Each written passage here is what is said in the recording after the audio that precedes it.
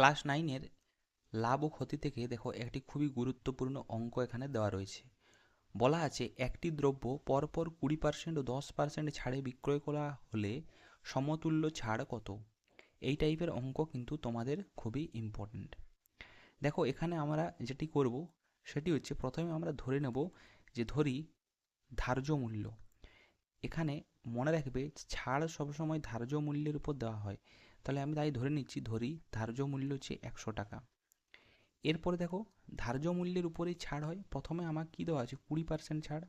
তাহলে আমি লিখছি যে 20% ছাড় সমান 20% ছাড় কার উপর হয়? ধার্য মূল্যের উপর। তাহলে 100 টাকা ধার্য মূল্য, এর 20% মানে হচ্ছে 20 ডিভাইডেড বাই 100।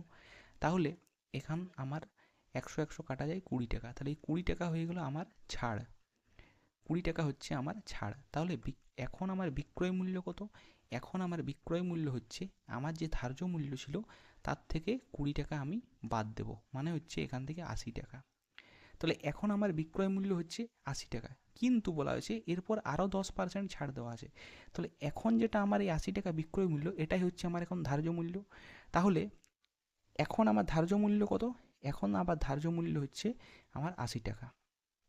ধার্য মূল্য হচ্ছে আমার 80 টাকা।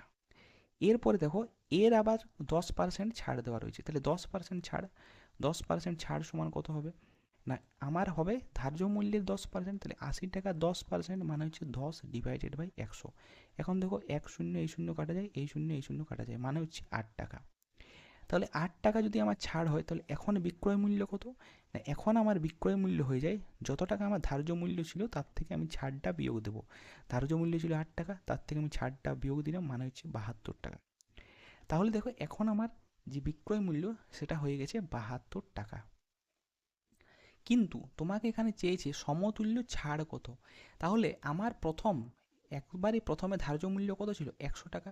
একবারে প্রথমে ধার্য মূল্য ছিল 100 টাকা এবং এখন আমি বিক্রি করছি 72 টাকায়। তাহলে আমি মোট ছাড় কতটা দিলাম? মোট ছাড়, মোট ছাড় কতটা?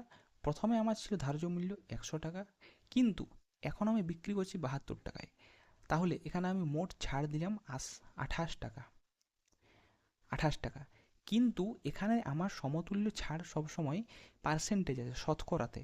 তাহলে আমি শতকরা ছাড় সবসময় বার করব, ঠিক আছে?